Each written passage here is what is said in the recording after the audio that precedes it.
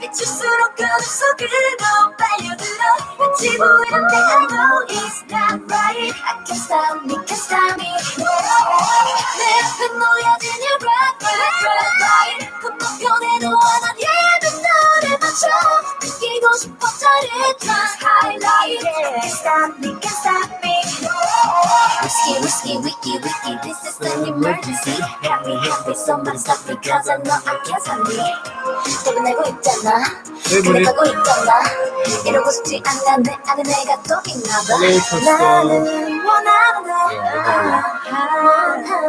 게 안돼 이렇지 난 싫은데 I can't stop me, can't stop me, can't stop me 나의 없이 하는 just one spotlight 그냥 빨려들어 끝이 보이는데 I know it's not Hi Jean, I can't stop me, can't stop me nice to see you all. It's a bit late here in Singapore. Wait, can you hear me? Like, is the music too loud? Let me know the volume is okay.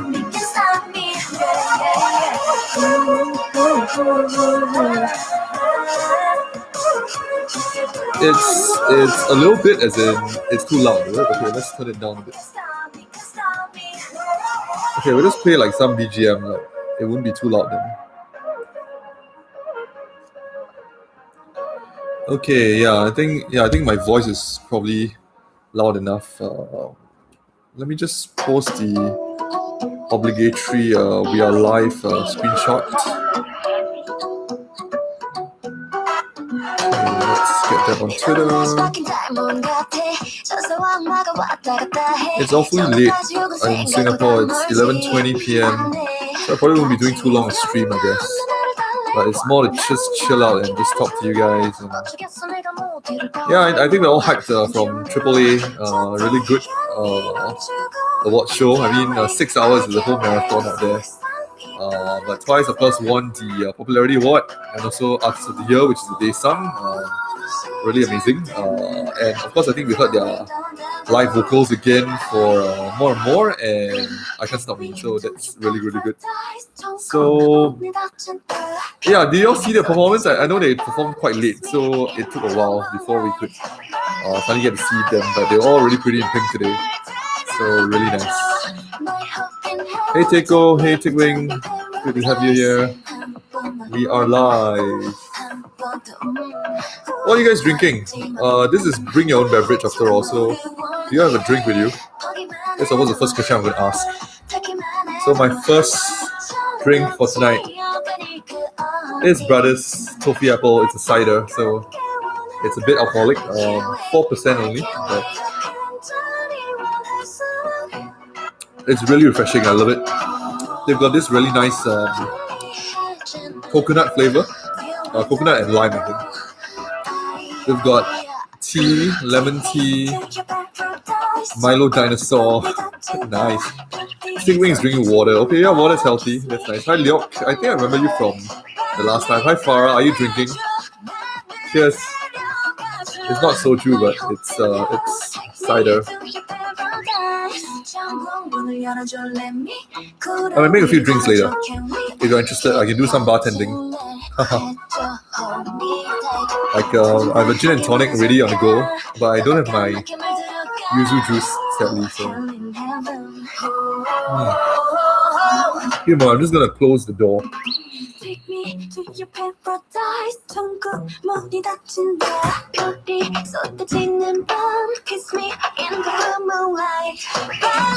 Can you hear the BGM?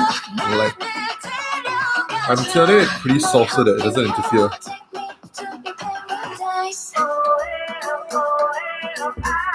Like, can you hear the song playing?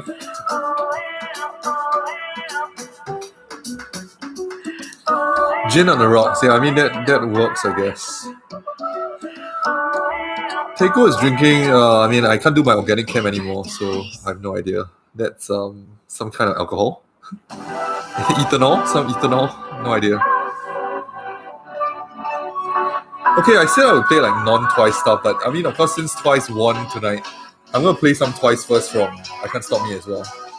and then I guess we can just chill and talk. I mean, this is gonna be a chill night tonight. We're just here for good vibes. And oh, right, it's the chemical name of tea. NCH2CH2OH. Oh my goodness, I've thrown away all my organic chemistry. Yeah, so I say I'll cover some topics. It's maybe a bit too bright. I'm going to turn off one light. Is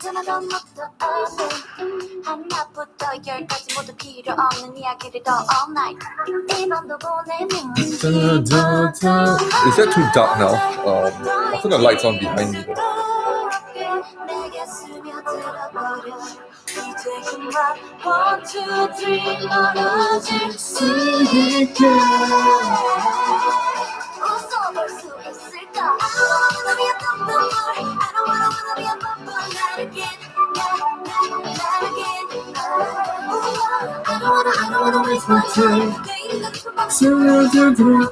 Okay, so I did say I'll talk about a few topics. So the first thing I was going to talk about was TDT, time and twice. Of course, we have all our theories on who is sus among 9 of them for killing Nagasu. So right now, I think if you've been following me on Twitter, I've I guess 2 working theories. So feel free to chime in with your own, like on who you think the suspicious murderer is. I'm going with Jihyo and maybe Momo as the first pair. So Jihyo, as we know, is the Seisang who is like, kind of obsessed with Nagasu, and is president of the fan club, and she's also a pharmacist, so she's access to poison, and there was poisonous substance found on Nagasu himself. So I don't know, she's just really innocent. I mean, the whole time she's just in character. She's crying when Nagasu is found, and the dead body is found, and all that. So I don't know. There needs to be someone with an equal motive as well. So I'm guessing that might be Nayeon, CEO Nayeon, because there's some suggestion that she's a bit obsessed with Nagasu as well, and maybe romantically involved. Who knows? Manager and artist, you never know. So, oh sorry, what am I saying? I'm totally mixed up. CEO Nayeon is part of another conspiracy. So the first pair is Jihyo and Momo. Momo because of the fact that she's Nagasu's ex, and maybe Nagasu moved on, and so Momo is kind of pissed about the whole situation, and since she was part of that group in the first place, right? So there's a chance that Jihyo and Momo got meet up at fan meetings, and they could hatch a plot during the fan signs and whatnot. So one with obsession, and then Momo being the sperm lover who is now the ex. So that might be a possible pairing. And then the other pairing I think someone suggested was CEO Nayeon and composer Kim. So CEO Nayeon, of course, we know she's a little bit obsessed. She knows even the insides and outsides of Nagasu, including like his relationship with Momo. Pretty obsessed. Maybe there's some romantic interest there. We don't know. And we know the company is in deficit, right? So a bit suspicious for composer Kim to be researching on the dead artists and the sales after that, and potentially this could bolster the company. So the two of them could kind of just work together. I don't know. Do you have any more theories? Like the ones that I can't really pin down now are Cheon doesn't really have a very strong motive because all we have is the knife, and I mean it's just a kitchen knife for her apples and some diet supplements. There was so she's not a very clear-cut suspicious kind of character. There's Sana hasn't said very much yet, so I don't really know. You think Che is sus? I really don't know. I think she's just a by the way kind of character for now. Like doesn't seem to have a very strong motive for now. So I'm not sure about Che. I'm not very sure about Tsui. So Tsui just is smiling all the way. Like she's just a smiling assassin. Like no one really knows whether she's really in character or she's just being Tsui. Like I have no idea. Hi Patience, nice to see you. We are discussing time and twice. So I was saying that currently my 2 suspicious pairs are Jihyo and Momo, and then there's CEO Nayeon and composer Kim. The ones I can't pin down are Cheong. Mina, like there's that whole joke about that taking a funeral photo, and it doesn't sound like a very strong thing there either, so I'm not too sure. Oh, right, it's Movely. Hi, Movely. Nice to see you. Yeah, so there's Mina. I mean, but then Mina's smirk is like, making me a bit suspicious, so I have no idea. There is, who else have I missed out? Sana hasn't said too much, so I don't really know. Sana has just been pretty quiet the whole time. She's the director, but hasn't said too much. Yeah, Kim. Oh, you're saying Sana, right? She knows the whole place well, even at Koro Nagasu. Yeah. I mean, that's also possible. I have no idea. Director Kim, Joe Road. Yeah, Joe Road is possible. Yeah, I agree. Actually, she carried an apple and a knife to like a comeback event is kind of weird. Like, although I mean it's a bit weird to have the murder weapon there, just out of the blue. So So I don't really know. And she seems pretty innocent for now. At least not attracting much attention to herself. So yeah, I agree. If the murderer was Joe Road, it'd be very funny. Like, because she's just smiling the whole time. Like she's just very out of character. No one is smiling away. Everyone's like kind of screaming and crying and all that. So I have no idea. Yeah, Nayeon's true print is suspicious. The deficit is suspicious. She has a good, clear motive to link up with composer Kim. So I think Nayeon and composer Kim are the most suspicious among them all. Jeongyeon, I frankly don't know, because she's just a journalist. She's here to maybe make a sensational story, but doesn't have very much to gain just because of that. Like, so not altogether sus to me. Who have I missed out? Nayeon, Jeongyeon, Momo. Yeah, Momo I said already. Sana, Jihyo. Jihyo I mentioned. Mina. Nayeon, yeah. So I think I said yeah. So yeah, she hit her notepad, but there's nothing written on it. It's just scrolls, right? Like chicken scroll. Like yeah, she's there for a big story. So yeah, I don't know. I mean, yeah, sure, you get a sensational story, you get a big break as a reporter, but that's about it, right? Like as a journalist, like that's about as much as you can stand to gain from it. Unless there's some secret alliance that she has with I don't know, CEO Nayeon or composer Kim to get a split of the profit. Who knows? Like I don't really know. Yeah, Jeongyeon could have been tipped, but I mean, I guess someone that wants to create publicity. So yeah, it could be Nayeon, who knows inside and planned the murder in the first place, and then tipped her off, and she's here, so they all stand to benefit together. Yeah, I mean, I don't know. Like, is this gonna be like a murderer, kind of like one murderer, or is it gonna be like a group effort kind of thing? I have no idea. Like, is this gonna be a typical classic mafia, or like it's paid jobs and alliances and whatnot? I don't know. I'll be very surprised if it's Tui, to be honest. Like, there's no clear motive from her. Like, she's just a money manager. There's no really evidence to suggest that she had any arguments or quarrels with Nagasu.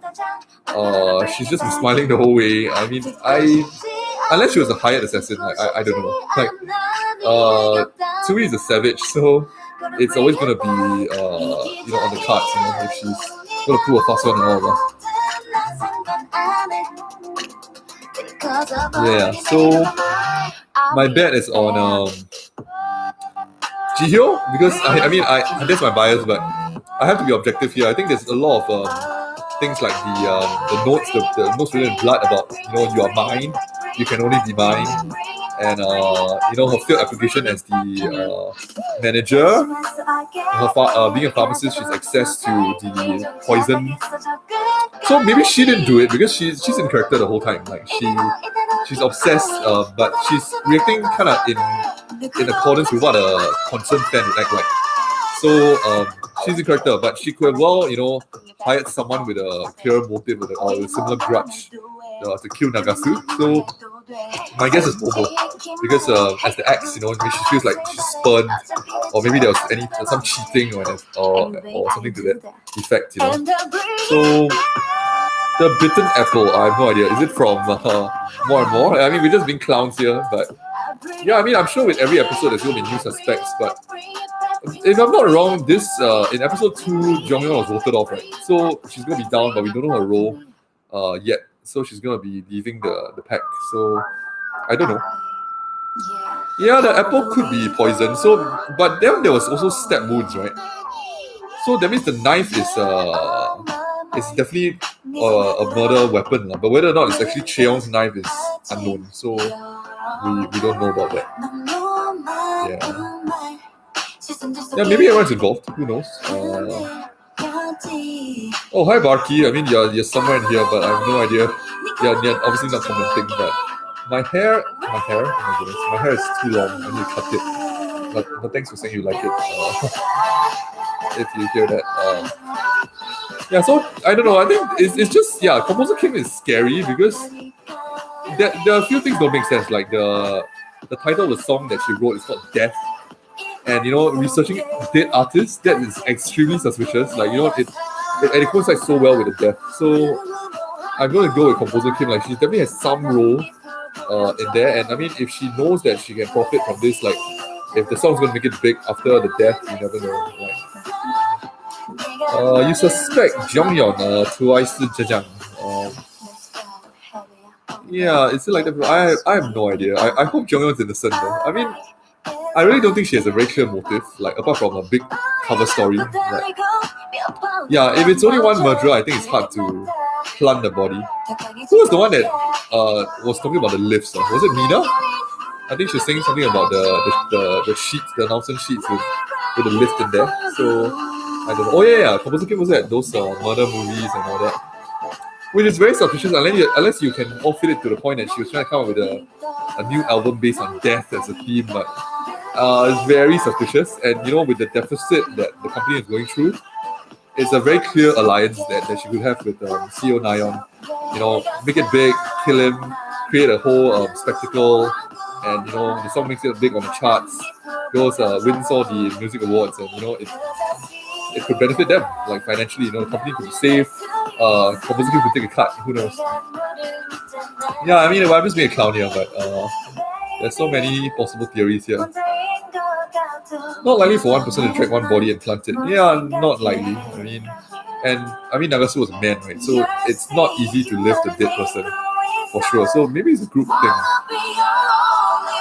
It'd be funny. I mean, I wonder if it's going to be like, Running Man. Like, if you watch the Running Man anniversary, right, where they're saying like, there's a spy hidden among us, and in the end, the spy was the audience. I think it might be something like that. Everyone actually has a role.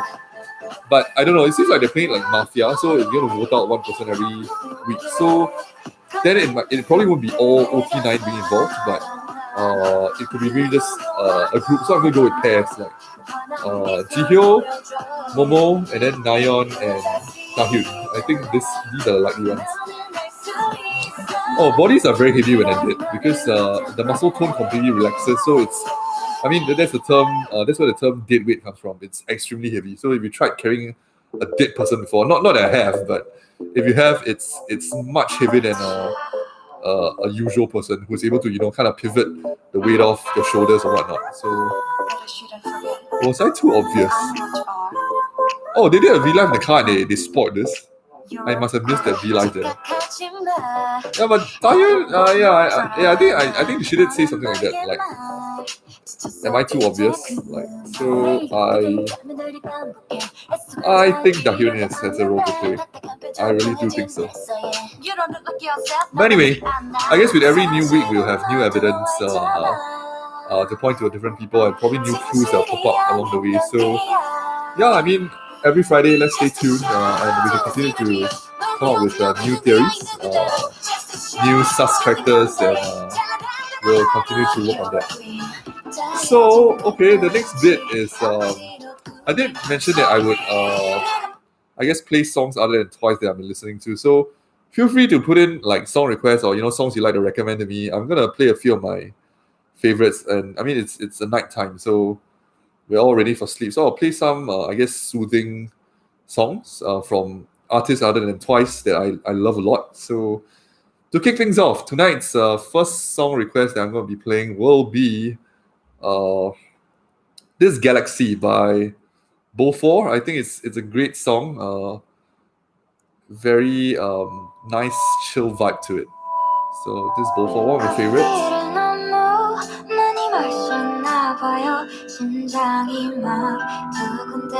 And I'll take a sip on my drink.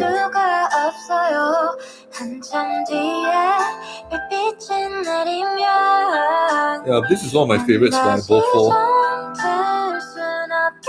I think she's just got a really nice, very wispy voice. Like it fits this kind of jazz vibe really well. Let me see if I can try to jam along.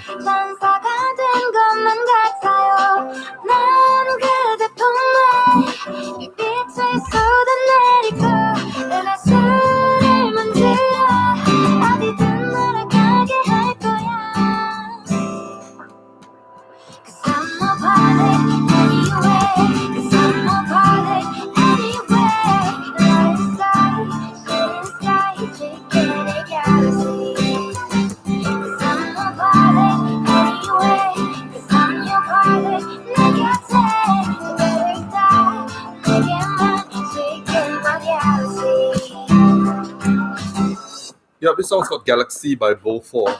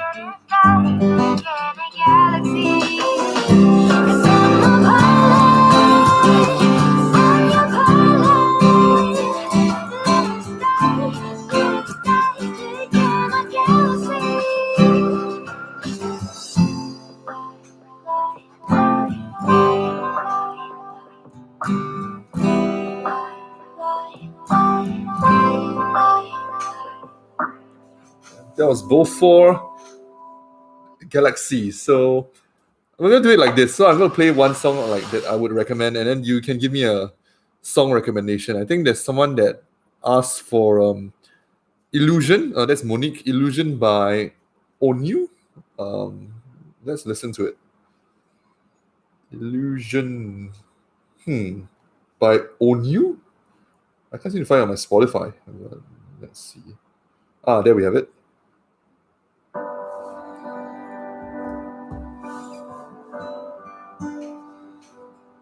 어쩌면 난 널 많이 좋아했나 봐.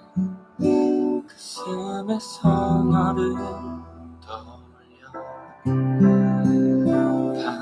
바보처럼 어쩜 우리는 서로를 사랑하면서 보내야 했나 봐.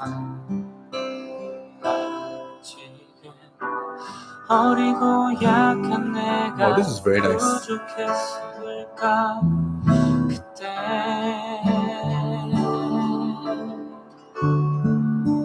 정말 사랑이었을까 나의 불안했던 날에 꿈처럼 너를 또 본 건 아닐까 우리의 지난 날이 초라해 보여 무색해진 나의 후회가 가득 슬퍼. Yeah, it sounds really wistful. Like it's about one's relationship with another person.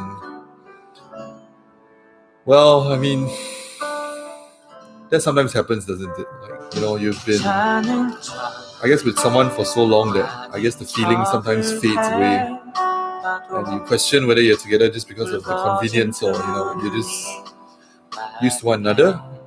And I guess it's that difficulty when you know have to confront it together as a couple, and or no, maybe not as a couple, but as friends, you know, who have known each other for so long, and you question whether the friendship or relationship has changed. And yeah, I think the lyrics, I mean, I don't know what the lyrics mean, but I love the rhythm and the emotions that flow through the song.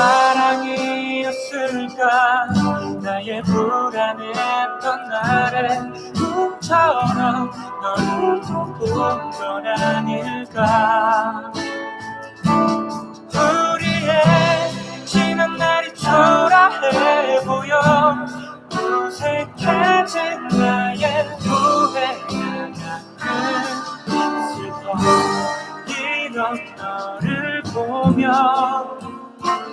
낡아버린 기억으로 버틸 수 있을까 괜한 이기심일까 아니면 김미련일까 This reminds me of a song that I will play after this one, which is one of my favorites. The high note.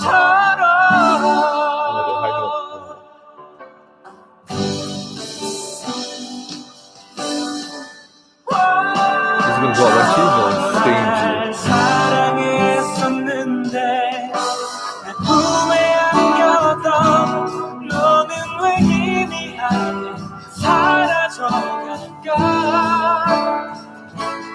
우리의 지난 날이 쓸쓸해 보여 어색해진 나의 인사로 널 보낸다.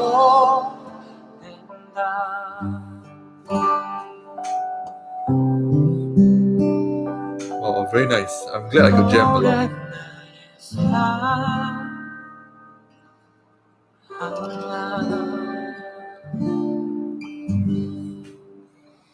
Wow. Thanks for the recommendation, Monique O'Neill from Shiny. Wow. This is a really good one. So to get us all in, I guess, a little bit of an emo kind of, not really emo, but like an introspective, you know, laid back kind of mood. Like I'm going to play... Okay, this is one of my favorites as well. This is by Akmu. This one is called How Can I Love the Heartbreak? Very emotional. I think if you've seen like their live performance, I think they've sung this live on concerts and shows before. It's really, really good. Like the lead singer of Akmu has a really, really nice voice. So yeah, feel free to keep your recommendations coming. Like I'll play one of your recommendations after this one. This is Akmu's How Can I Love the Heartbreak?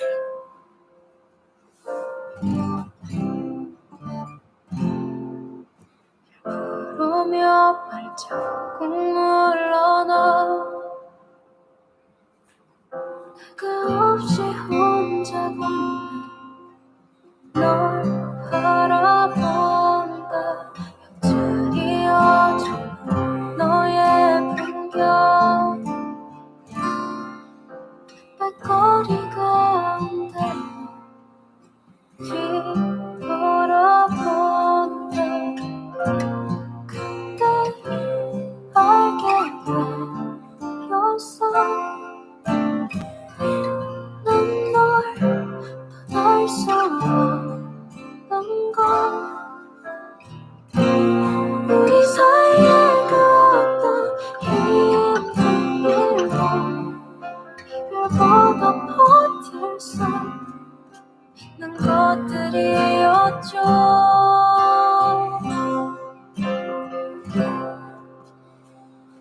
I love this part.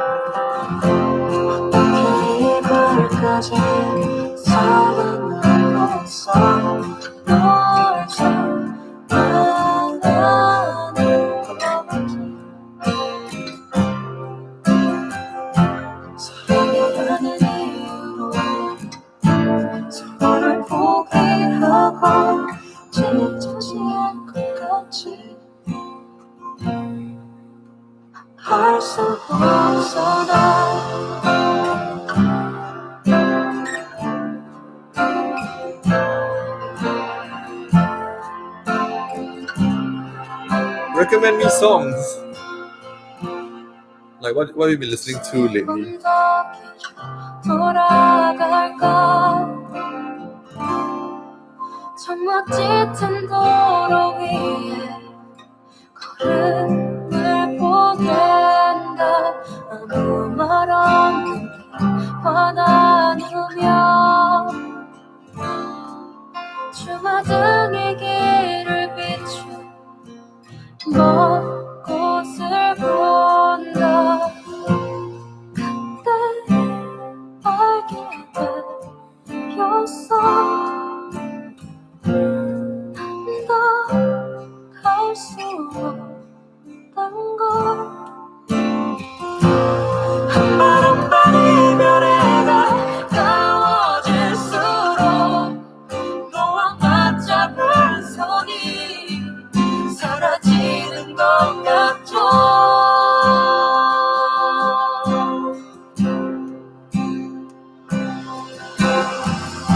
어떻게 이별까지 사랑하겠어 널 사랑하는 거지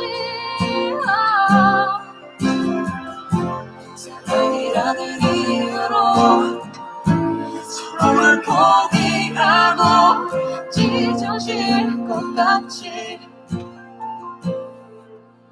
아파할 수 없어 너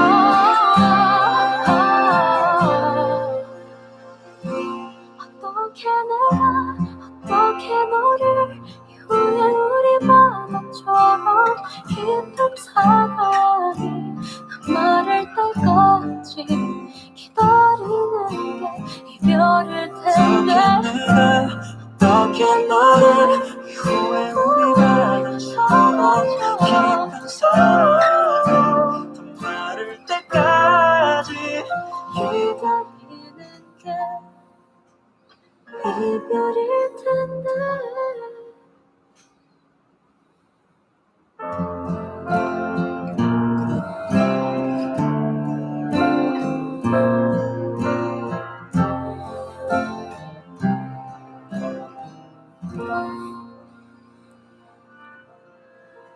And there was Akmu with How Can I Love the Heartbreak.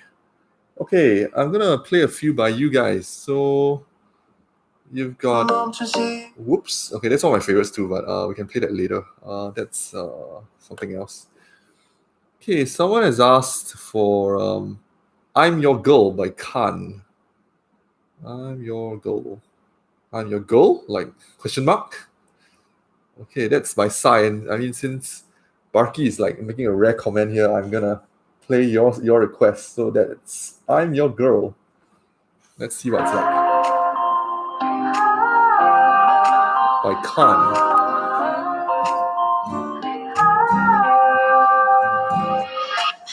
거짓말 안 해도 날 찾나 어지럽게 Oh, this is nice and chill. 아주 달콤하게 그렇잖아 스윗함이 좋은데 Yeah, because your name is Sai. Of course I recognize it.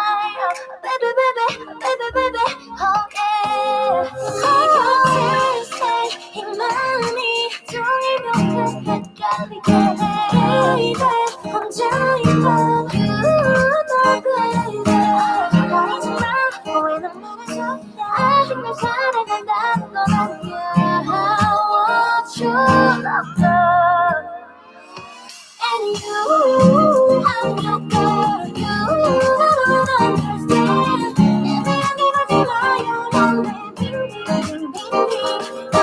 you know, you, I'm your girl, you don't understand.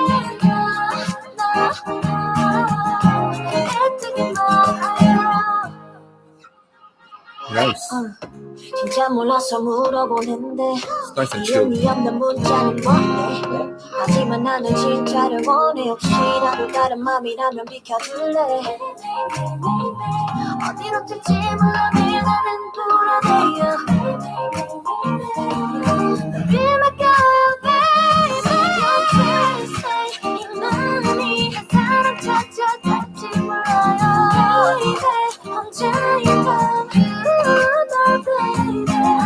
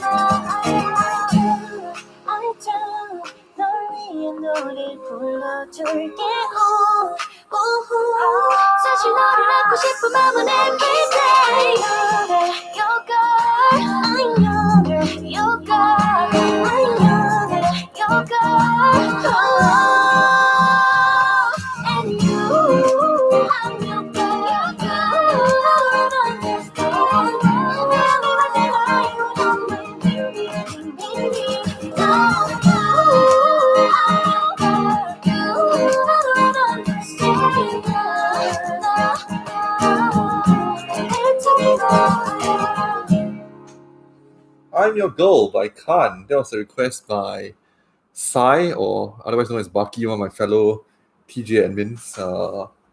Really nice. It's nice and chill, very nice vibe there.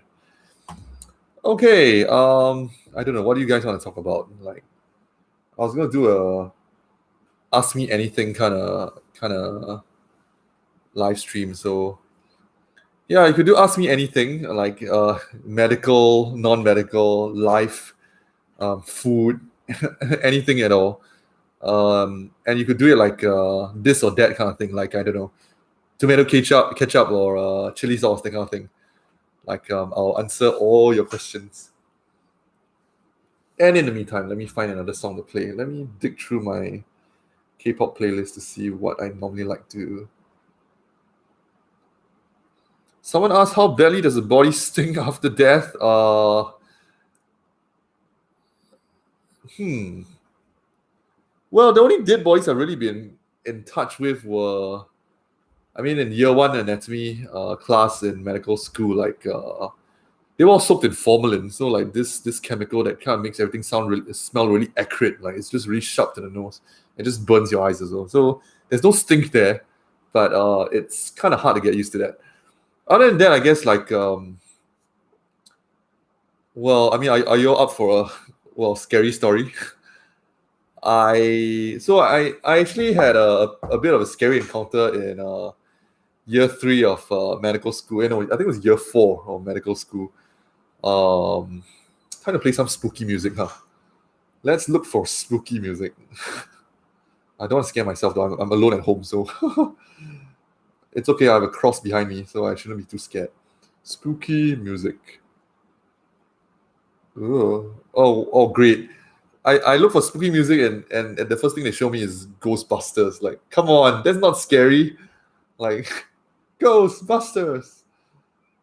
Well, okay. I'll play something that kind of fits the mood. Okay, so I'll play. This is by RV Subunit, Irene and Sugi. This is Monster, which I think kind of fits since we're telling a scary story.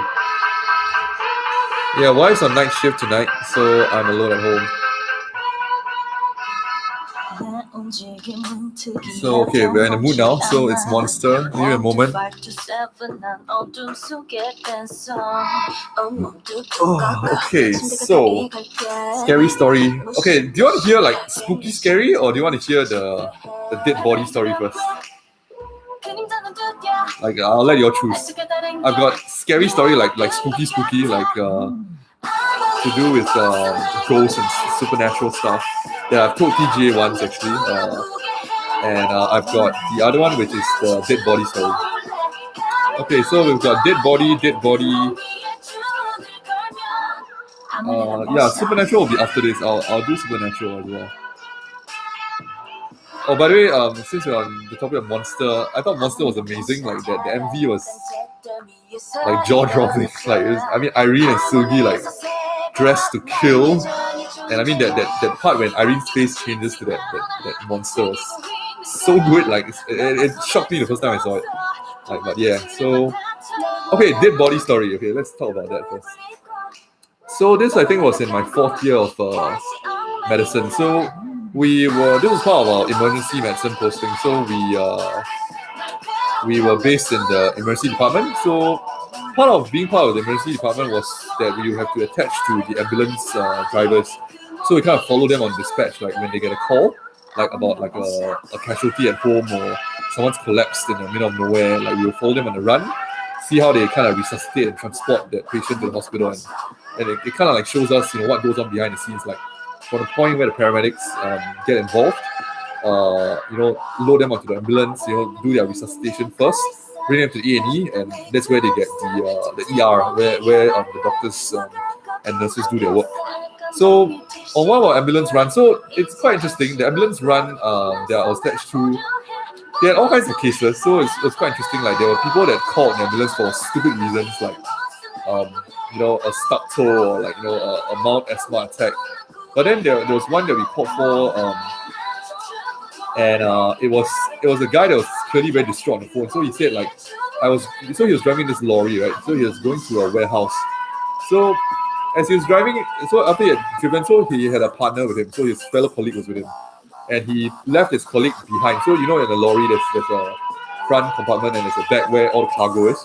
So his buddy didn't want to sit in front of him for some reason, and decided to just sit at the back with the cargo. So he was on a journey, so they kind of drove to the warehouse, and it was I think a 30-minute drive. And when he parked and he got to the back and called his buddy, he realized that the buddy had died, like literally just frozen, to like the seat in the back seat, just next to the cargo and boxes, and he's just dead, like just dead. So we were called for a DOA, otherwise known as a dead on arrival. So of course my paramedics were very experienced, so they were unfazed, right? But as a year 3 or year 4 medical student who had never seen a dead body before, that was like super scary. So like we was like, okay. So when we got to the scene, he was clearly distraught. He said, he's at the back, like he's gone, he's passed away. And my paramedics put on their gloves and they said, like, go check if there's a pulse.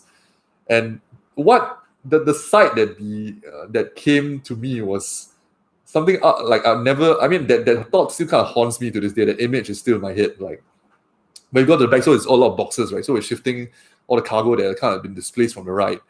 And this guy is like just kind of seated at the far end closest to the driver compartment. And he's just contorted. Like so his eyes were open, his mouth was agape. So it's like kind of like something like that. And when people die, right, they go into rigor mortis, where the muscles go into this rigid contraction. So like the muscles just become super tight, like it's immovable. So it's kind of frozen in position. And his body was kind of like contorted in a very weird position. Like the arms were like kind of just, like kind of upped backwards, and the legs were kind of split on the floor. And he was cold. I mean, actually he was still warm for a bit, but when we were told to go assess a pulse, like, so of course I, gingerly, it's a dead body. My first time seeing a dead on arrival case, and I put my trembling fingers to the carotid pulse, and of course there was no pulse.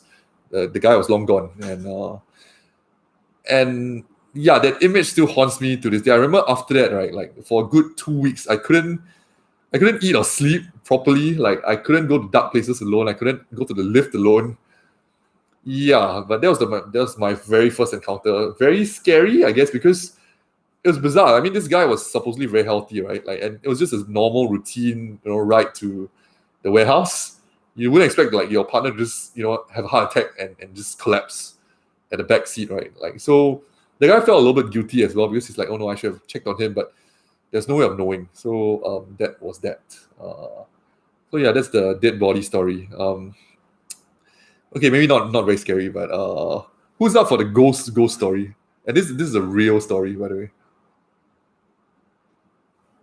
Like anyone scared of ghosts, or anyone wants to sleep tonight and doesn't want to listen to ghost stories?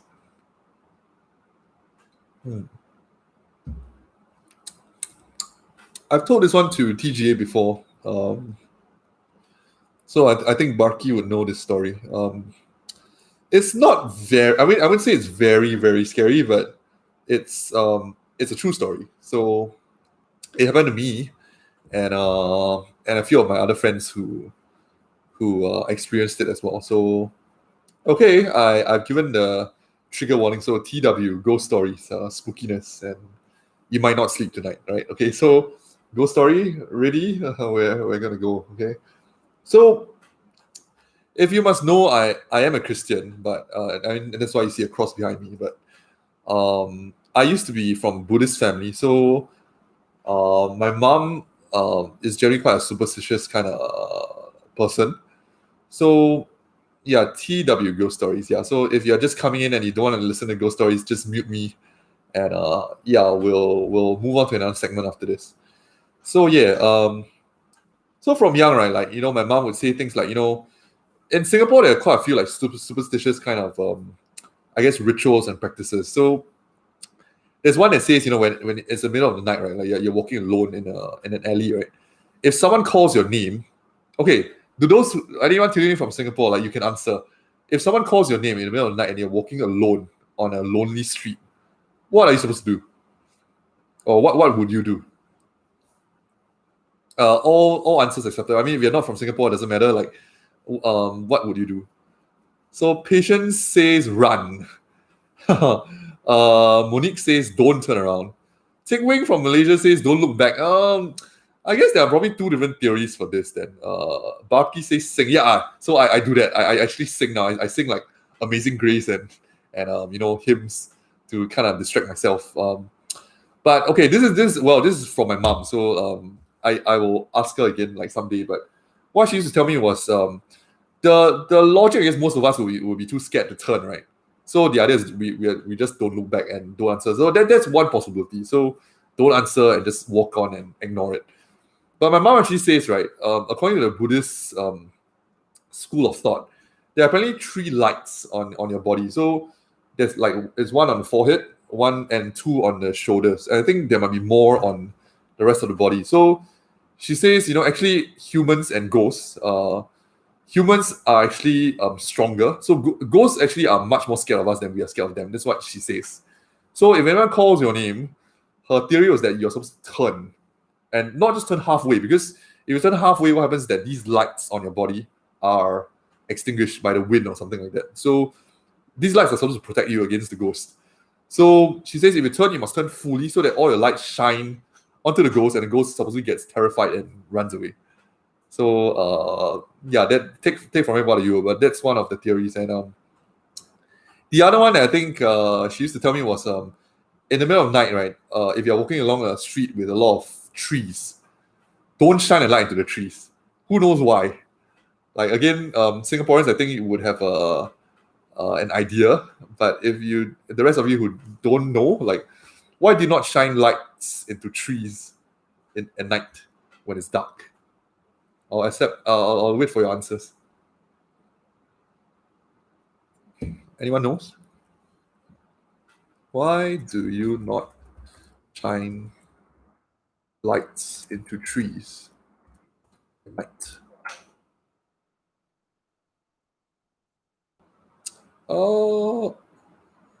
It's Farah here. I think Farah was here just now. I'm not sure whether she's still tuning in. Farah will probably know, because this one I think it's quite common knowledge. Startled animals, female ghosts, yeah. Because you're gonna get more ghosts to notice you. I guess there's probably a little bit of truth in all of them. Tigwing has the wildlife answer in my startled animals. Yeah, that's possible. I mean, there might be bats in the trees and whatnot. But the reason my mom used to give me was apparently if you shine your light in the trees, there are actually spirits in the trees. So if you shine a light in and it's in the middle of the night, you're going to see ghost heads, like heads dangling from the trees. So she used to tell me never ever do these things like at night. Like if someone calls you, either you just keep walking and don't turn around, or if you do turn, you turn around fully and face them, whoever's calling you, and never shine lights in the trees. I mean, even though I've become a Christian, like I still kind of listen to these things. So yeah, okay, but that's not a ghost story. Okay, so the ghost story. So that's my background. Like I grew up, with my mom telling me ghost stories and these kind of superstitious things, and so I was naturally very I guess scared of ghosts and like stuff like that's supernatural and all that. So this was a time when I was 15. So I was a part of this uniform group called Red Cross. So in secondary school, like we have uniform groups, like we do marching, and for Red Cross we do things like first aid and evacuation. And I did that because I was already interested in medicine and medical science. So I joined the Red Cross, and when I was 15, I was considered a senior in the group. So I was in my 3rd or 4th year of final year of the Red Cross, and we were bringing juniors. So for juniors to have an orientation camp, they come in. We seniors always like to kind of haze them a little bit and kind of rough them up. So we had a camp. So this was an orientation camp for the year ones who are 13 to come in, and we are the seniors, so we're 15. We are like the big brothers. So on one of the nights of the camp, we decided that, hey, let's do a cemetery hike. So near my old school, there's a plot of land that's a pretty big cemetery. So this is in Bishan. If those in Singapore, you probably will know where this is. So there's cemetery near the school. So the idea is that in the middle of the night we will go to that cemetery and we'll hike, and there's a fixed route, and we'll follow the map, and we'll go through that place and try to scare the juniors, and it's a rite of passage for them. So and to up the stakes, right? Like, we decided to make them watch a horror movie. I can't remember what it was, the horror movie, but right before the hike, we got them all to watch the movie, and kind of get scared, and kind of get everyone's mood to be in the right place. And I remember, because I hate horror movies, I can't stand horror movies, I took a nap instead. So I didn't watch it with the rest of the juniors, and I think some of the seniors were watching as well. So I took a nap. And I remember when I woke up, so that's the start of the scary part. Like, when I woke up, this has never happened to me again, thankfully, but I remember when I woke up, I was in a daze and I couldn't speak. Like that, and I mean, you know me, you've heard me, on this space, and I'm not someone that has trouble speaking, but I couldn't speak for a good 5 minutes. Like, and I heard this voice in my head saying, "Don't go. Like, do not go tonight. Something bad is going to happen tonight." And for 5 minutes, this voice just kept ringing in my head, like, "Don't go tonight. Like, something bad is going to happen." And my friends saw me, and they saw me there. I was in a daze, and they were trying to talk to me. They were asking me questions and asking me, "Hey, how are you? Like, what's going on?" And I couldn't respond. I knew what I wanted to say to them. Like, I couldn't respond. Like, literally just stuck. Like, you just seize with that fear and panic. Like, you can't speak for a good 5 minutes. I remember it lasted about that long. And thankfully, I think after about 5 minutes, I could speak again, and like the consciousness and all that came back. And I was like I just quickly called all the seniors together. I said, "Hey, look, I don't have a very good feeling about this. I don't think we should go, because we will be disturbing the spirits and whatnot. You're intruding into the cemetery, and it's not a very good idea." And of course, they called me chicken. They said, like, "You're just kicking up a fuss for nothing. Yeah, and our name school, yeah, you're right, Patience. Yeah." So if you check around the area, there is a cemetery. So yeah, so that's the cemetery. And so, long story short, the people, the seniors, of course, they decided to go ahead with it. They didn't listen to me, and we all went ahead with the cemetery hike. So I had a very bad feeling about it, but they decided to go ahead anyway. So interestingly, that night, so when we took our juniors on that cemetery hike, for my team, like the team that I led, actually nothing happened. Like, I didn't see anything unusual or hear anything unusual. But my fellow seniors who went and led their own teams, they all saw something weird. So I'm going to tell you 3 short accounts of what they shared to me after that. Because when we came back, we had a debrief of the session, of the hike, and they told me, "Look, T, you're right. Like, we saw things when we were there." And so there are 3 accounts. So the first account, so this one of the seniors was leading his team through a patch that had quite a lot of tombstones. So apparently, I think he tripped on something. There was like an uneven rock on the ground, so he tripped and then he fell down. So he landed right next to a tombstone, right? So when he landed next to the tombstone, his junior, so that team was actually still walking ahead of him, right? So he heard footsteps in the opposite direction. So his team is going this way, right? So you'll be hearing, correctly, you're supposed to hear footsteps on your left side. So he claims that he didn't hear footsteps on the left, he heard footsteps on the right, but there was no one there. And when he turned to look, the tombstone next to him started glowing, and no one was shining a torchlight. There was no light in the area, so that to me was pretty bizarre. I mean, of course, maybe it's just a stray light from somewhere, but a shining tombstone and footsteps that don't belong sounds pretty iffy to me. So that's the first account. The second account was this guy. So usually for that hike, right, we had 2 leaders to a team. So 2 seniors to a team of juniors, right? So one of the seniors said, that the other senior was actually just kind of walking, aimlessly, kind of like just going off course. Like, so they were supposed to go on this fixed path. But this other senior was kind of like just walking blindly by himself, like, and he just deviated from the crowd. And so when the senior actually, dragged him back and pulled him back, he actually had no recollection of what happened.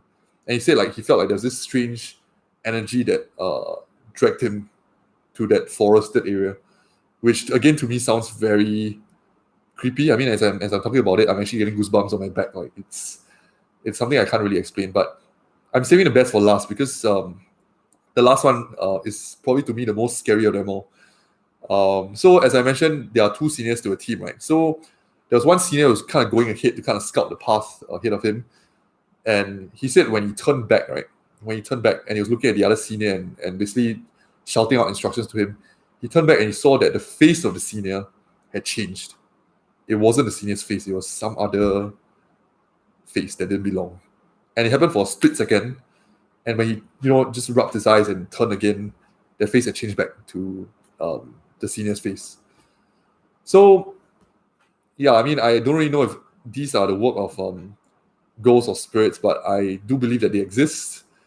And yeah, I mean, if anything, I think that experience shows that, yeah, this probably, these things probably do happen. So we ought to pay, I mean, the appropriate amount of respect to the dead, because we don't know if they are roaming this earth. Yeah. So yeah, that's my ghost story. I hope it wasn't too scary. I mean, the face read one really freaked me out. Like when the senior recounted the story, I remember I really freaked out. I was like, what do you mean by it's not his face? And he said that it's exactly what I'm saying. It's not his face. It's some other face that I've never seen before. And I mean, in the cemetery it's all dark and all that, but so we don't know if he's actually seeing things, but the way he said it, like, he knew he wasn't seeing things, like he knew this was real. So yeah, I hope y'all can sleep tonight. Like I'll be sleeping alone tonight, so I'm gonna be freaking out, I guess.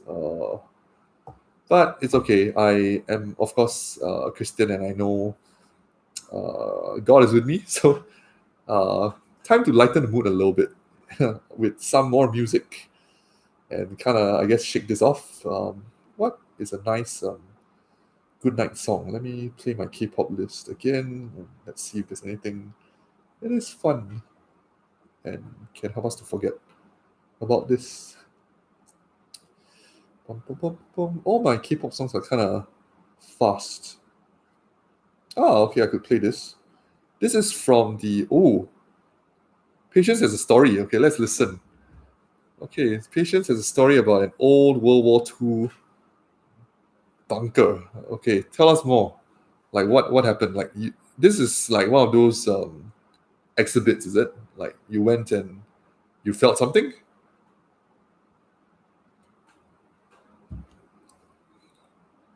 Oh, like the Fort Canning one. Yeah, that's at Sentosa. So what did you see or hear there? I'll play this this by, I don't know if I'm pronouncing her name properly. This Hayes or Heize, Heize. This is from the Hotel de Luna soundtrack. This is Can You See My Heart? A very emotional and sentimental song, which I love. So yeah, this is Heize.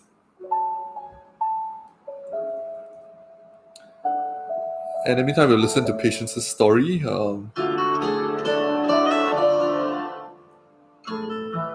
Okay. Oh, they'll get a concert there. 내 맘을 볼 수 있나요? 난 그대뿐이에요. Ben? What's Ben? 그대 If our 뒤에 curious and come to the bunker, we'll be standing. 있을게요. 한 걸음 Okay. 뒤에서요. 그대 내 마음 모르죠. 눈물이 글썽여요. The bunker second door was unfortunately locked, so you left the bunker. 마음이 아프네요. 혼자 하는 사랑은 Okay. 언젠가 다시 돌아가야 할 그곳을 홀로 걸어가겠죠. 그런 내가 Oh no, I don't like the way this is going. You're the last person to leave the ladies. So, okay, I'm getting goosebumps already. The door of the toilet doesn't swing. Okay. So you were the only one in the cubicle.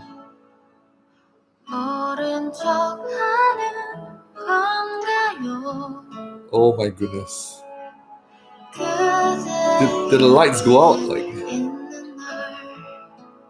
you're very certain that you were alone. Like there was no one else. Okay, that is freaky. That is freaky.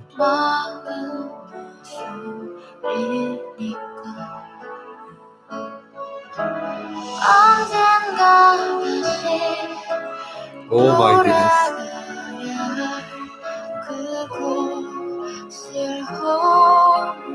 I suppose you ran out of that place and never looked back. If that happened to me, I'll be like, I don't know. I think I'll be peeing my pants.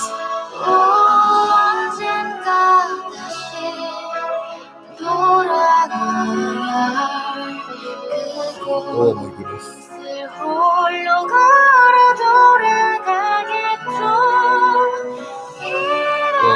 That's a clear sign that this is probably supernatural.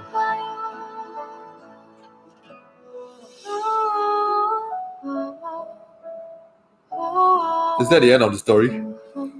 Wow, that is. Yeah, that is. Yeah, it doesn't get cold here in Singapore unless it's air conditioning. So it probably was something like supernatural. Just curious though, like has anyone in the comments has anyone actually seen one of them? Seen a spirit or like a ghost? I mean I haven't, so like the experience was just a very strange, like locked in kind of syndrome. But has anyone seen one of them? Like, oh, Miguel, your sister saw one when she was young. Like she told you about it. Like, wow. Okay, Chester has a ghost in the primary school. Like what do they look like? Like, are they like, as the movies describe, like translucent, or do they have form, or do they have faces? I don't know, man. It's all imagination for me, but they have faces. Okay. Something dropped under the table, and when she checked, there's a kid under there. Okay, that gives me goosebumps, man. Like, oh my goodness, a kid, like a kid ghost. Oh my goodness, that's like I don't know if you watch Ju-on, like, but oh my goodness, a girl, like, but I suppose it wasn't a ghost that wanted to harm you guys, like maybe just wanted to play, like did she see it again, or like it just disappeared?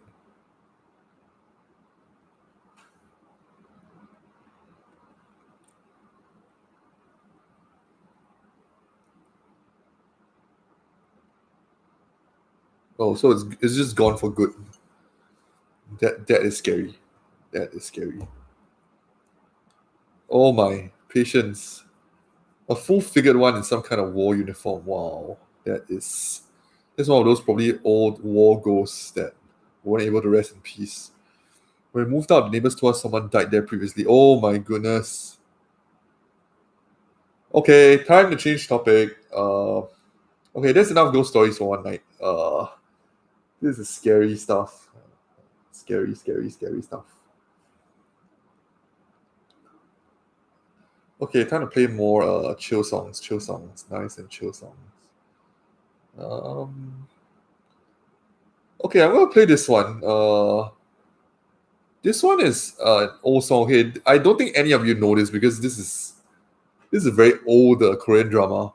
Like, does anyone remember this drama? I think like easily 10 years old. It's called Iris, starring Lee Byung Hyun. That's all I remember. And there were two female leads, one with long hair and one with like short hair.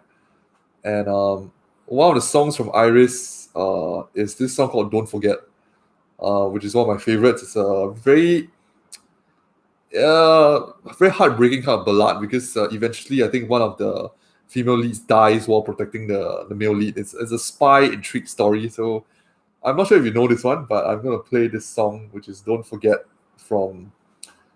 This is from Iris, the Korean drama.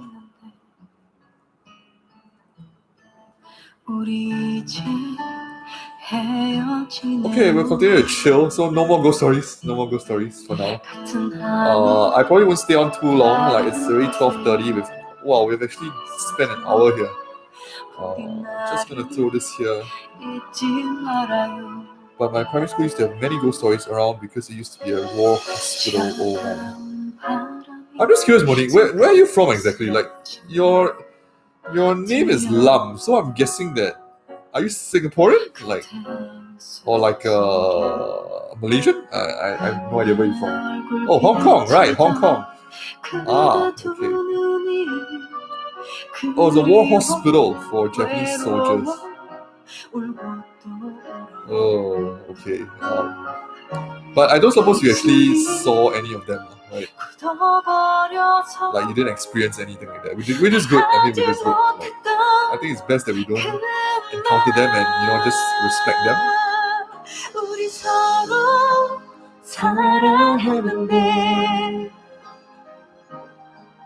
우리 이제 헤어질래요. 같은 하늘 다른 곳에. My grandpa is surname translated to Lam when he applied for some ID documents. Right. But yeah, Lam does sound like a pretty common Hong Kong surname.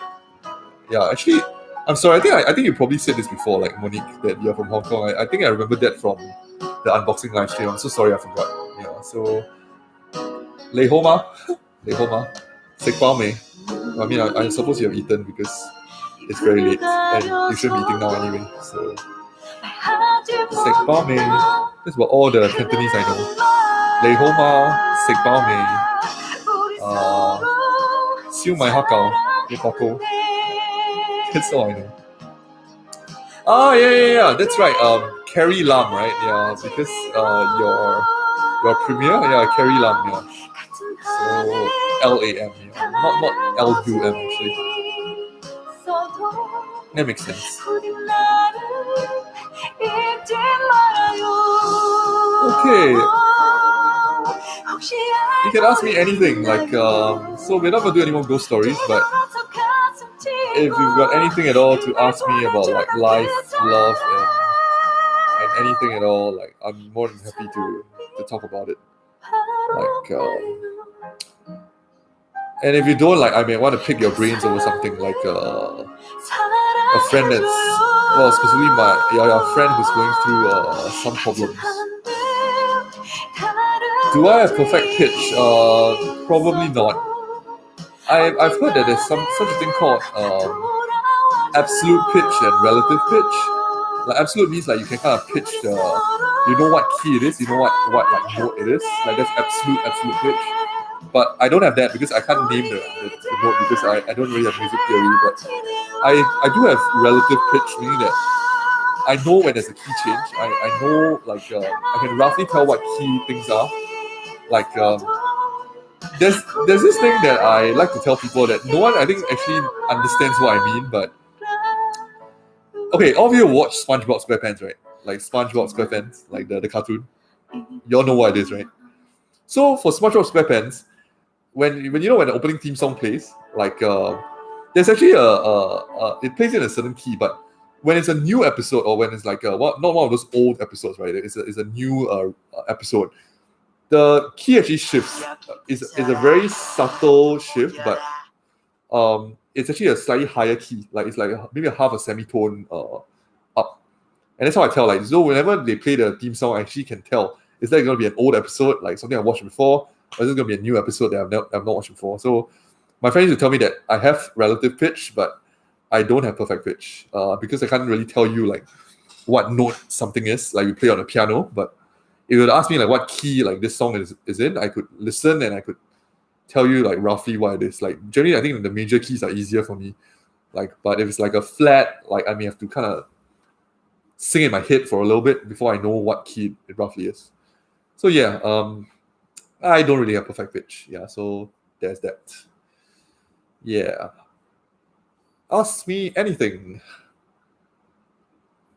What is the worst that you've seen in the clinic? Like, by worst, what do you mean? Like the most annoying patient, or worst as in worst worst like disease that I've seen?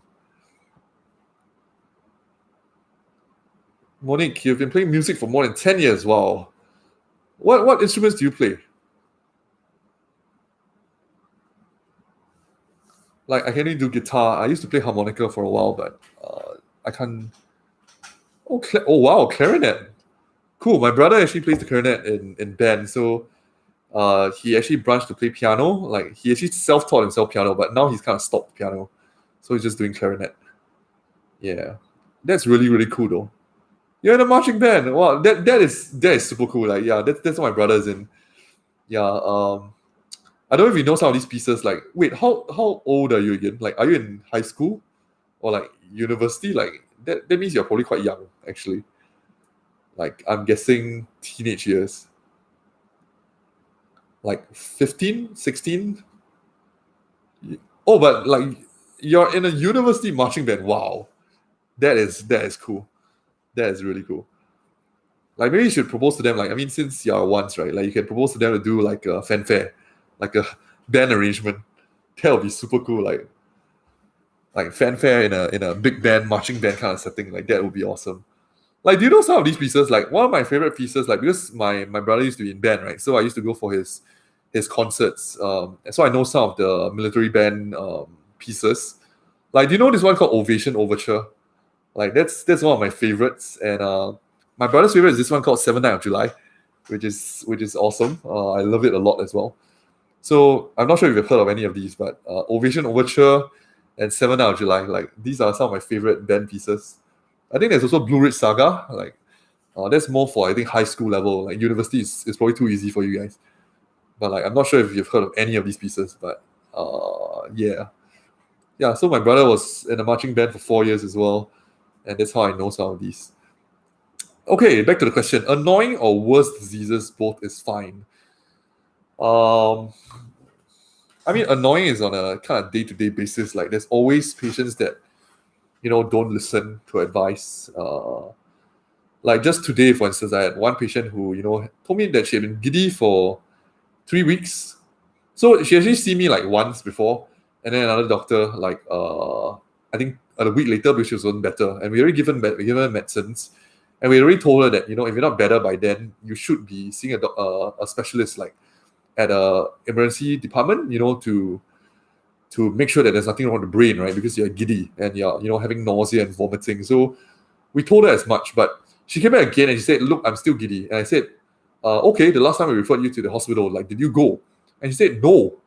And I said, "Why?" And she said, like, "Because I didn't think it's too serious." Like, and I'm like, "But you're the one suffering, right? Like, you're the one having giddiness and you're vomiting, and it's been 3 weeks. Like, it's very long. Like, shouldn't you go? Like, because we are worried enough to send you for investigations like brain scans and whatnot." And she doesn't go.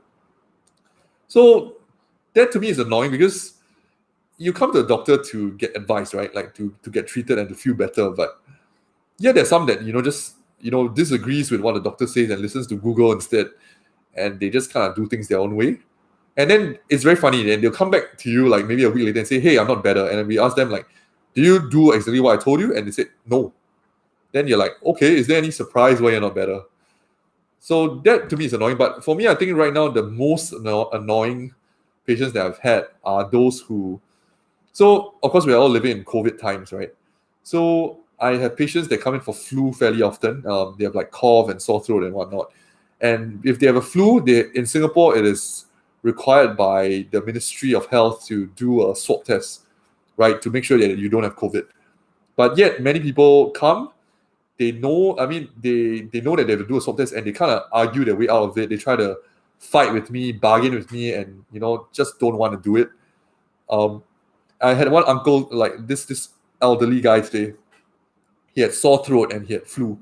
And he came in and he said like, okay, can I just take some medicines and just take a 1 day MC? I said, that's not possible because the ministry says you have to get a 3 days medical leave. You have to get your swab test done. You've got to get medicines because we have to keep safe. Like, Singapore is still having some cases of COVID-19. And he said, no, I don't want to do it. It's too troublesome for me. Can you just pretend that you didn't see me and I'll just walk out of here? And I'm like, I'm at a loss for words because I'm like, the swab test is to protect others. It's not necessarily to protect you guys, but it's to protect those around you. Like if you have COVID, you could be spreading it and you don't know it, right?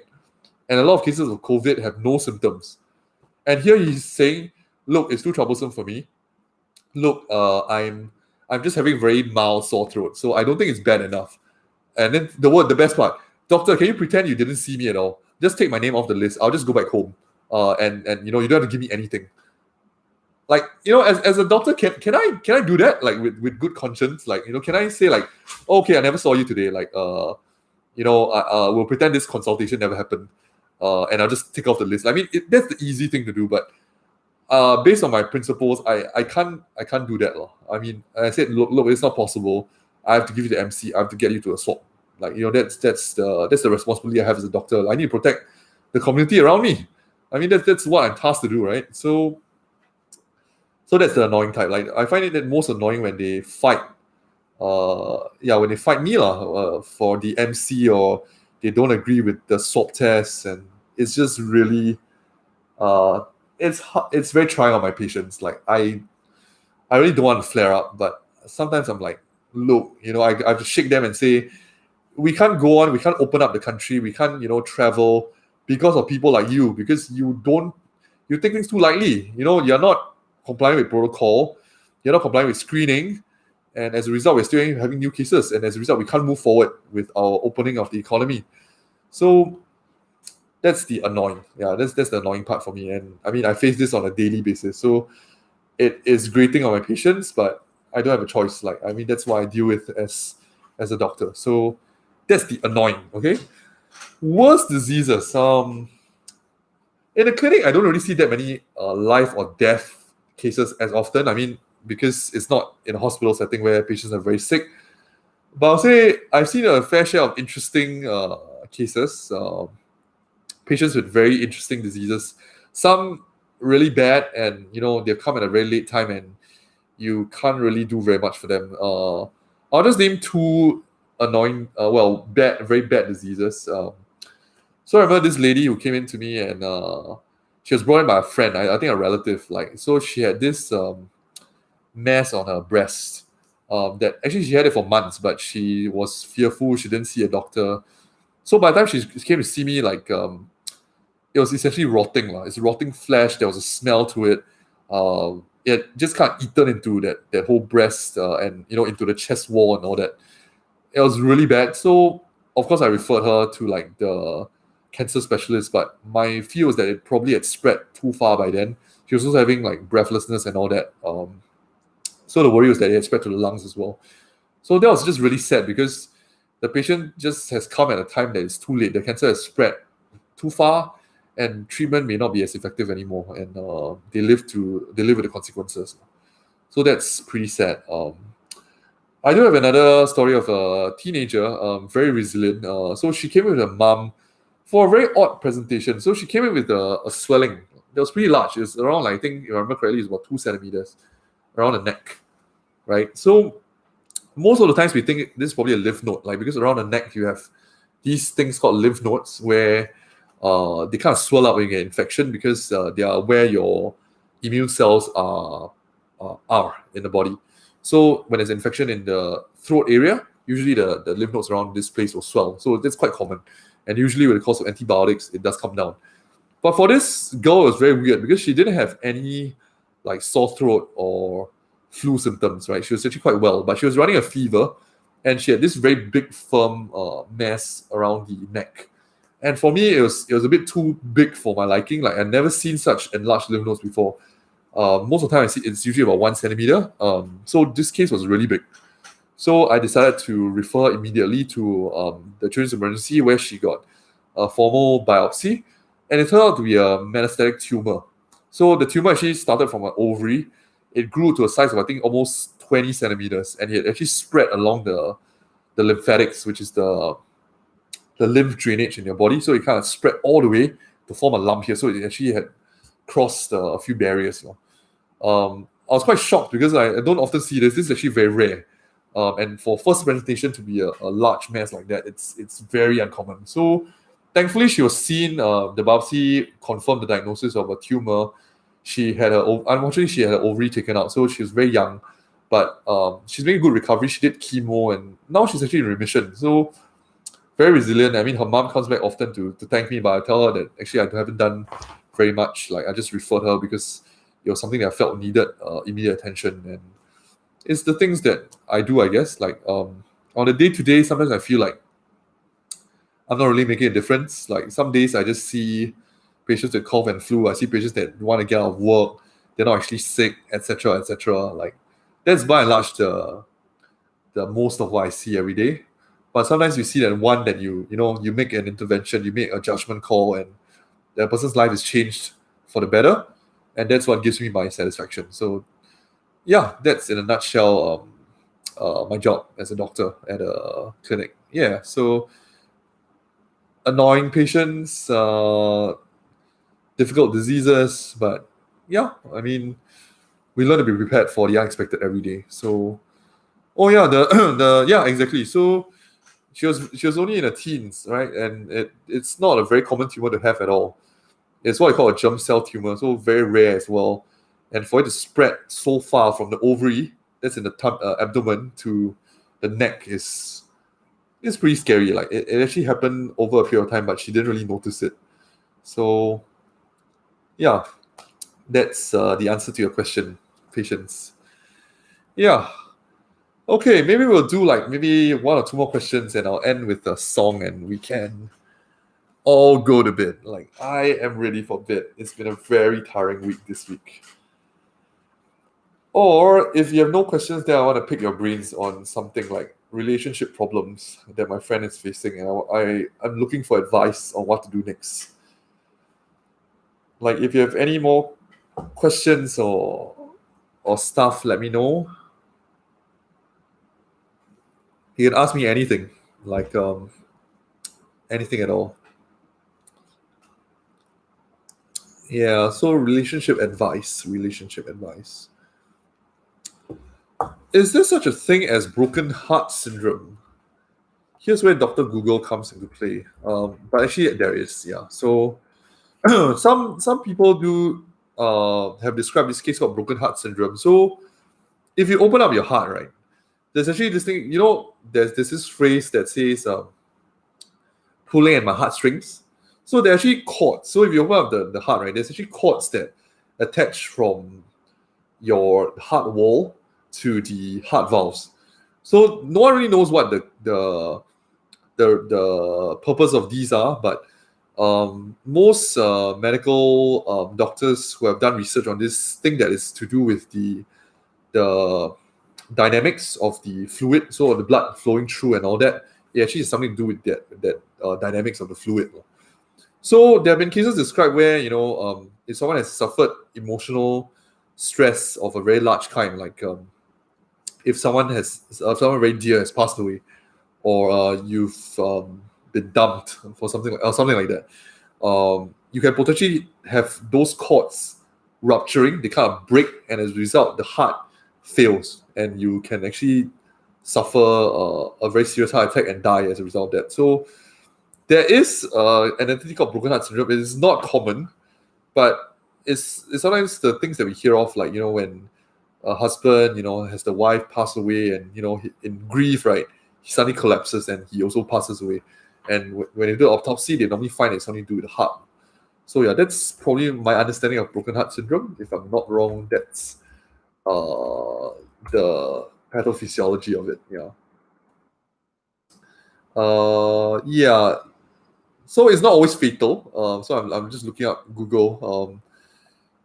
It seems to be brought on by stressful situations. So it feels like your heart is kind of gonna fail. Yeah. So there's that. Yeah, it's painful. Yes. So they all those love songs saying like, oh, my heart feels like it's gonna burst, like there's always some truth in that, because a broken heart can hurt and can kill. So that's the answer to your question, Jean. That's an interesting question, actually. I've not actually seen a case of it myself. Yeah. Okay, Monique. Nope, I've not received my Ben 10 watch. Actually, I think a lot of people actually received it. I mean, I'm seeing it a lot on Twitter. I'm just eagerly awaiting it. Like, it hasn't come by. I have some merch here, though. I mean, it's late. Are you all interested in an unboxing? Like, this is my Twice 3 merch. I haven't actually opened it yet, but it came in the mail like recently. So, yeah. Oh, you know Han as well. Yeah, Han is one of the big US accounts. Yeah, so yeah, it looks big for your wrist, but I have a pretty, I guess, big wrist, so I don't think it'll be a problem. But it just looks ridiculous to wear. I mean, I might do a video. I mean, if just for laughs, like I think someone already did it, but I'm just gonna do one myself. Like if I get it, like do that Ben 10 thing, and I'll just press on it and transform. It's so silly. Like I mean, the the whole idea of it is just hilarious. But yeah, no, mine hasn't come yet. I'm waiting for it still. Yeah, okay. I mean, is anyone ready for bed? Like, I really don't want to hold you up, but since would I ever bring it to future Twice concerts? Yeah, I might. I mean, it probably is easier to hold than Kenny Bong, because Kenny Bong means you have one hand that's not free, right? So if I just use that strap and all that, you have this hand free to kind of do stuff, right? So it might serve a purpose. It might. I don't know. Like, I just think it looks silly. But if a lot of people wear it together, like it might not look so bad. Yeah. So the Ben 10 watch, yeah, it's not here yet. Okay, I'll do a quick unboxing then. I mean, I did get some Twice. I think there's Twice 3 photo cards, and actually I don't know. I don't know what's in this box. So this is what it looks like. Like, this is a mini unboxing. Like, so very, very light. I think it's photo cards only. I'm not entirely sure what's in there. Like, I'm gonna get a pen knife. Give a moment. In the meantime, let's put on some more relaxing music. What shall I play next?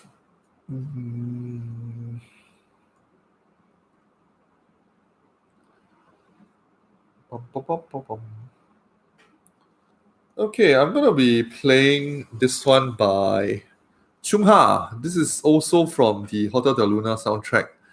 It's called At the End. I really love the guitar work in this one, so hang on while I find my pen knife and enjoy the music.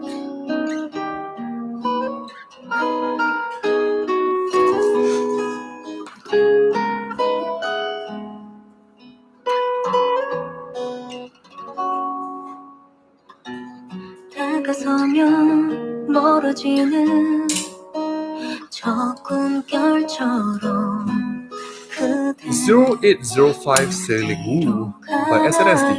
Nice. You met a Mina's fan at Twilight who was like 1.4 meters. Wow, that's very short. Oh, that's nice. Okay, I'm gonna try to get to the bottom of this. 감출 순 없나요? 커져버린 마음 Love you 여기 있을게요 더 이상 has amazing vocals. She's amazing. Love you 그댈 사랑해요 꿈처럼 빛나는 사랑 I dropped my box. Crap.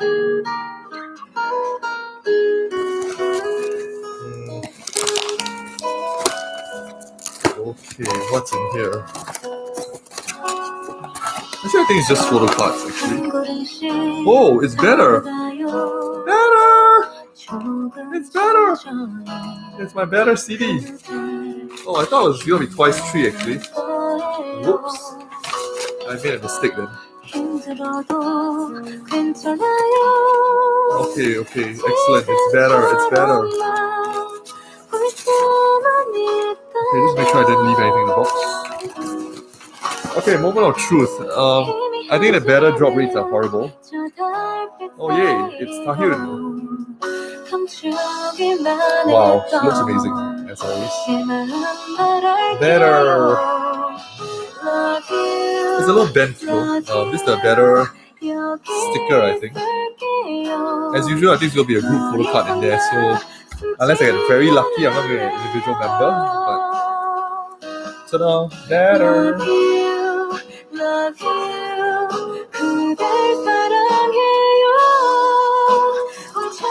Okay, so let's see my luck. This is so because my friend is in Once Japan, so she managed to get me a Once Japan version.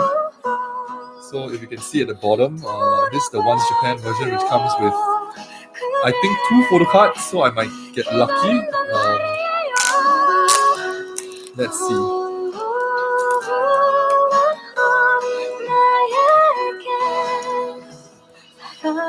Ooh, it comes with a poster. Yeah, I forgot about this. Oh, how many songs are there? I don't really know SNSD, but I know G, which is one of my favorites. Oh, nice. This is the poster. Very nice. Better. This one was a friend who helped me order this. Yeah. Oh well, what do you know? Is G. So since you're talking about SNSD, I'll just let G play. G is my favorite. And probably one of the most well-known hits, I suppose. Okay, moment of truth, okay? I'm gonna see what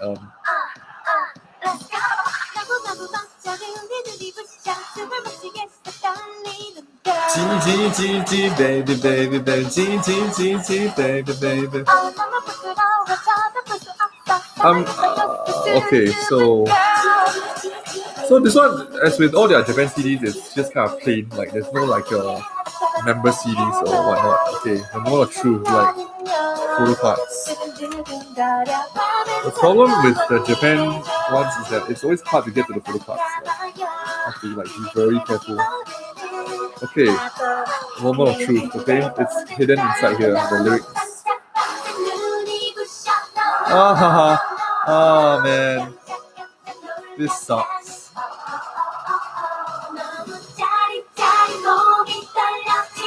You can tell I'm not happy, like because it's literally duplicates, like exactly the same. Like, and there are of course group PCs because the Japan drop rates are horrendous. So I mean, not like I wasn't expecting it, but it's literally the same card. Like, come on, you expect that to be like, at least they'll put some effort, right? Like, oh well, luck is not my side. But, oh well, not quite. I mean, it happened. Okay, well, I still have the Tahyun sticker, so that's not so bad, I guess. Well, I got G to cheer me up, so. I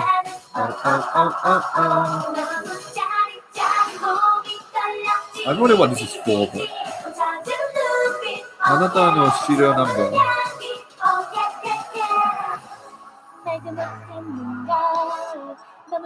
Oh, this was like some official good thing, but I'm not in Once Japan, so doesn't really apply. True. So, I mean, SNSD was the OG, right? I heard Genie, and I thought it was pretty good. And of course, we all know Taxi. So there's that. Okay, so this goes into my shelf. I don't know what to do about Tahyun though. I'll probably put Tahyun. Where should I put Tahyun?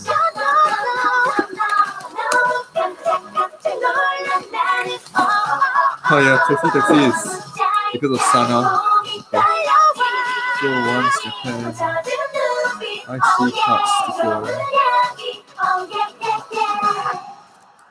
Okay. Mr. Taxi, Sana, taxi, da. Okay, I'll play a song that okay, this one is a bit high. Like I mean, it's gonna make you want to dance. But so I've been, of course, trying to listen to other groups apart from Twice, and the one that's caught my eye recently is Luna, and this one is Luna's Star. I think they've released the MV recently. I think so. I really like how it goes. It's really catchy. It just gets stuck in my head. So this is Luna's Star, the English version. You're in my mind when I'm asleep. I'm seeing stars sinking with dreams. I don't want to So let me go put this in my shelf. I don't know what to do about Tahyun. I mean, I think I might have to give her away because I just keep Jihyo. So I might give her to a Tahyun stand. Okay, now let's put Tahyun somewhere safe. I can't deny it. I lose all my mind. Starlight, you get shining in my mind. Ooh, shine out all through the night. Close to me, you are all of me. I see starlight, also it's the sunrise. Shine out all through the night. Close to me, you are all of me. These nights go by. May God Jihyo bless him with good cards. Yeah, I mean, I'm actually cutting down on my collection. Like, I think I'm collecting a lot less already. Gotta focus on other things, I suppose. There are more important things in life than photo cards. I can't get them all anyway, so. Yeah. Speaking of important things, yeah, I found a photo of the ultrasound. This is the one done at 13 weeks, so this is gonna be where all my money is going. Instead of photo cards. Yeah, I guess it'll be exciting. Like, hopefully it's gonna be a once. Like, let's hope he has good taste. Thanks, Monique. Yeah, it feels kind of weird. Like, I don't know. I feel like a kid in many ways. Like, I'm still a very hardcore once, and to be a dad, I don't know when I'm ready, but I'm just gonna go with the flow, and I just want my kid to be healthy and just be a principled person that helps the world around him, helps others around him. That's really all I'm asking for. I don't need super good grades or anything like that. Yeah. Okay, I think we might just end the live stream real soon. Unless you have any last requests. Patience. That's not common knowledge yet. Okay, fine. Oh, since you all attended the live stream, fine. Like you all deserve to know the gender. Yeah, it's a boy. So, but I have not announced this on Twitter, so we're keeping things a little bit mysterious for now. But yes, very perceptive from Patience. Yeah, it's a boy. I was looking forward to a girl actually, but I don't mind a boy. I mean, it's nice to have a little girl, I guess. Then I could love her like I love Twice, I guess, in a way. But a boy is good too. I mean, I can have fun with, basketball. I always have this thing of, I can play basketball with my kid next time. That's gonna be fun, and teach him guitar and yeah. I mean, yeah, I'm hoping to brainwash him to like Twice, but of course my wife's gonna roll eyes at that. Like, she's not gonna be for that idea. So we'll see. Energizer. I mean, yeah, I hope he's energetic. Like, although I'm running low on energy these days, like, please don't run around too much, or really have no energy at all. Yeah. So, yep. Priorities are gonna be changing next year. In fact, it's already starting to change. So that's why I'm scaling down my collection quite a bit. Not really going for the photo card complete sets anymore. But yeah, I mean, I'm still proud of my collection. I filled 2 binders. I've completed some rare sets. That's good enough for me. As you all know, I'm part of Twice giveaway. So I mean, I guess I'll devote most of my energy there to bless other ones who can have that time and energy to treasure their merch and treat their merch well. I mean, that's always a joy for us when we see someone own their first piece of merch. So yeah, I mean, I will not be really doing any more personal giveaways, I guess, but yeah, I mean, I will be part of Twice giveaway and I'll be contributing there. So there's always something going on there. It's full of chaos and a lot of positive energy. So it's great. Yeah. Oh, don't remind me, baby proofing. I mean, that's not so soon, to be fair, because at the start they can't crawl around, so you don't have to baby proof that much until they get a bit older, maybe around 6 months or 9 months. So yeah, baby supplies definitely, all that milk, all the nappies. Oh my goodness, it's gonna be a huge, huge challenge, I guess, but also fun. I mean, I'm sure it's gonna be a fun journey. Like just that I don't really know what to expect. Also, thanks, Monique. Yeah, definitely my love for toys will still be there. I mean, there's something that's really given my life, I guess, a lot of purpose and a lot of joy ever since 2018 when I discovered them. And yeah, I mean, I still hope one day to finally be able to meet them, like either live or high touch, or even a video wouldn't be so bad. But I have terrible luck with these things. So, well, never say never. I mean, I hope one day I can meet Jiho and just tell her that she's an amazing person, and I mean that's really all I want to say to her, like that she's amazing and she has made so many people so happy. I mean that's really all I want to say to her. Like that's really all I have for Jihyo. Like just to tell her that and tell her that she should just keep doing what she's doing, and I just hope she's happy and healthy all the time. Yeah. So yeah, the baby's gonna keep me up at night for the first few months. I probably will be able to travel next year, even if Twice hold a concert. Yeah, it's gonna be a bit of a bummer. I mean, I hope they come to Singapore again, so at least I can find a day off to be there and hopefully win a high touch. We'll never know. I'm still praying for that. Like, I mean, I think that'll just complete my time as a once. Like, I don't need to. I know there are a lot of people who are very lucky and I guess they buy a lot of albums too and merch, and they get like multiple times that they go on the video call and all that. And I think that's all well and good, but I think for me I just need one time. Like that's all I need. Like to just appreciate them, because they have so many fans. They're probably not going to remember me anyway, but I just want to tell them certain things, tell them just how amazing they are, how inspirational they are, and just wishing them well and making them smile. That's really all. And just one time, that's enough for a memory to last a lifetime. So even though I've never got to meet them, like Twice Like Singapore 2018 was already a memory that lasts a lifetime for me. Like that is something I'm never gonna ever forget. So yeah, I mean, Twice, what a journey, man. What a journey. Like because of them I've met amazing people like all of you. I've met amazing people like the admins at Twice Giveaway, so many amazing Twitter friends who spread a lot of positive energy and love. Like it's because of Twice that all these connections were made. And yeah, I really wouldn't have it any other way. Even though like a lot of people don't understand and they just laugh at it and say, "Oh, it's just K-pop. You're just standing there for visuals. That's not real music, etc." And I would say never be so close-minded, because that's what I thought about K-pop a long time ago, and look where I am. Like I'm a die-hard, hardcore, proud to be a once. Like and yeah, I mean, you never know. You just never know how things are gonna change, and how their music has really saved a lot of lives without them even knowing.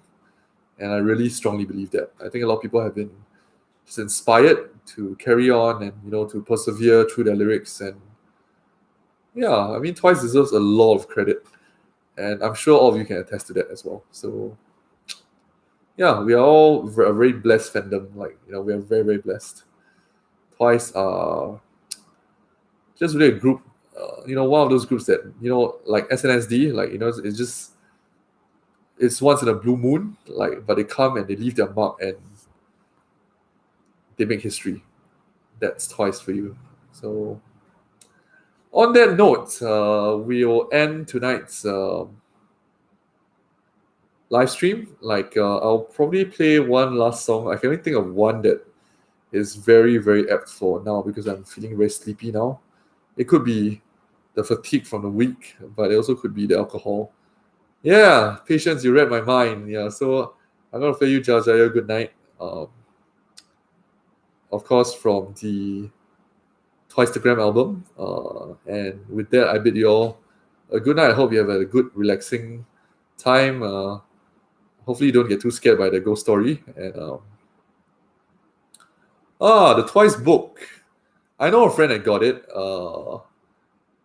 I may not because I'm just running out of space for my merch. I need a new shelf already. But yeah, I mean, I don't usually keep like magazines and books. My core collection is still albums and PCs. So I may give that a miss, but I can be persuaded otherwise, like to eventually get it.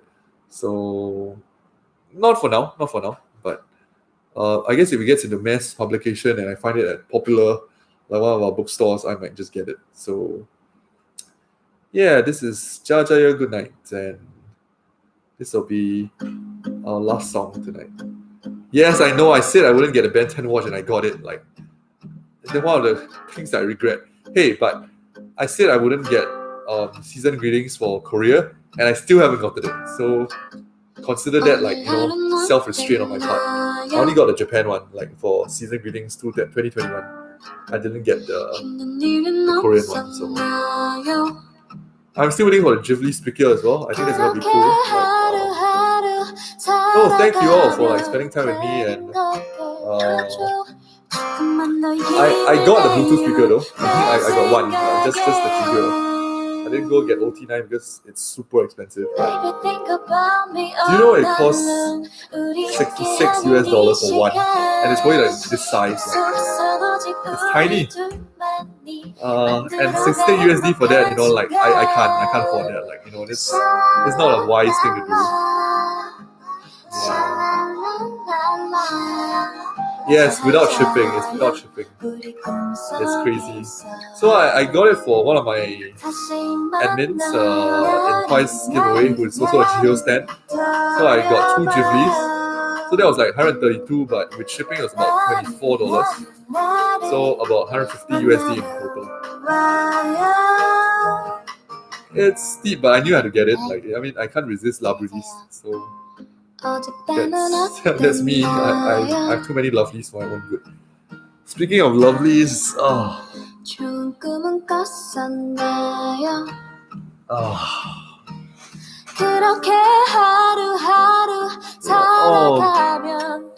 Minfly went out of stock, I think, in a few places. So I want to get it soon.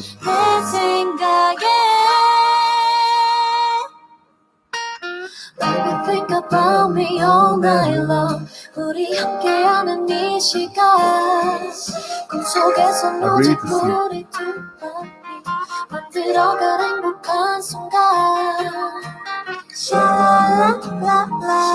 Gundam models, alright, Gundam models. No, I still haven't done the second one. I'm too lazy. But I will fix it someday. Probably the next live stream.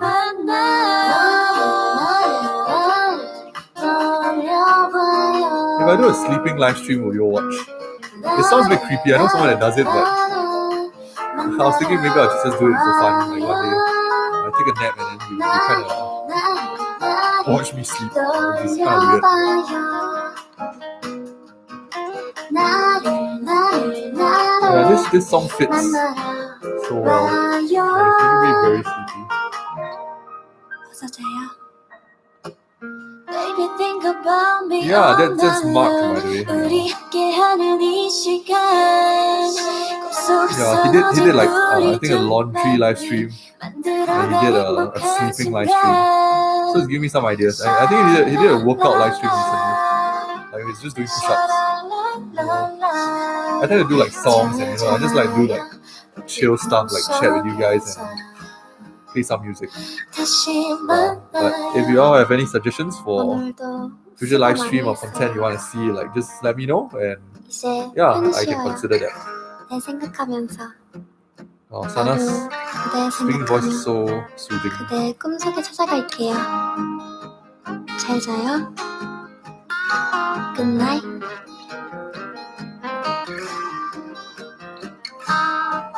Annyeong. Good night, everyone. I hope you have a good rest. Mukbang, yes. I may consider a mukbang sometime. Yeah.